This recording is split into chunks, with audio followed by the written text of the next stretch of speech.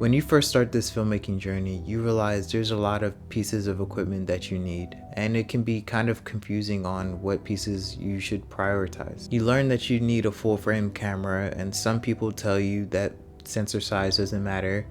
You learn that you need a fast aperture to create a cinematic image, and then you learn that you need a light. And once you start to think about it, you learn that the total of these pieces of equipment can add up pretty quickly and to a pretty expensive price. But I would say the most important piece of equipment that you need is a light. When I first started learning how to shape light, the way that I would do it is using a dome with a layer of diffusion and a grid to control the soft light to make the most flattering image. Then I realized that there's more ways that you can create soft light. I learned that you can bounce it off of a white surface or unbleached muslin. And I realized that there's this lighting setup that I could be using that I can take pretty much everywhere with me.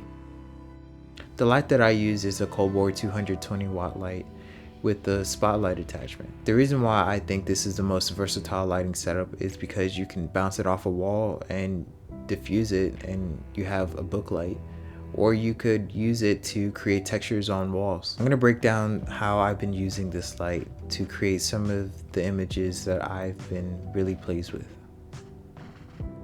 When you first start learning how to light, sometimes you're told to light spaces and not faces. And usually what I would do is turn on my practical lights so I can create separation from my subject and the background. Then I noticed that there was nothing hung up on the walls, and I know that I needed to add texture to the wall. So what I did was I used my lighting setup with a spotlight and my main source light. And that's how I was able to create this texture that you see on the wall. What I did next was to set up a small tripod with a pocket light, because that's all I really needed. That's all I really needed to create soft light on the skin and the face. Then I noticed that it was a little harsh, so what I did was I put a white canvas on the front of the pocket light so I can get nice soft light on the skin and on the face. When I put this canvas on the front of this light, I was getting a little bit of a bounce, and I was creating level to the room that I didn't necessarily want to get. So what I did was I put a black piece of cloth behind the light so I can eliminate the bounce and create control over what I was lighting.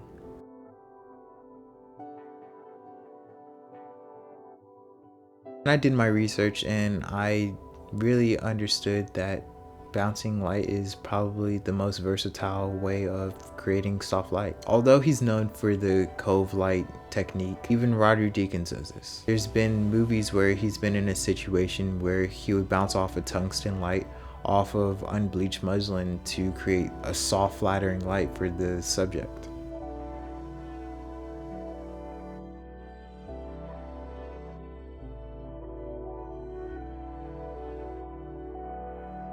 Although this is a versatile lighting technique, you should really get out there and really experiment with different ways of creating soft light that's flattering to your image. There's different ways that you can light a scene, and when you're in a different area, it requires different demands. Ultimately, what you should take away from this video is to not rely on one type of lighting setup and really experiment with the area and see what you can do to create the most flattering image. But that's all I have for you guys today. Peace.